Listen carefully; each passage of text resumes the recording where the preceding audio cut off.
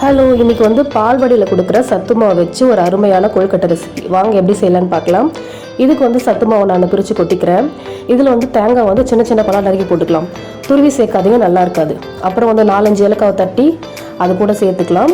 இது கூட வந்துட்டு 1 ஸ்பூனுக்கு குறைய வந்து எள்ளு சேர்த்துக்கிறேன். வேர்க்கடலை வந்து பொடி பண்ணி போட்டிங்கன்னா ரொம்ப சூப்பராக இருக்கும். இருந்துச்சுன்னா சேர்த்துக்கோங்க.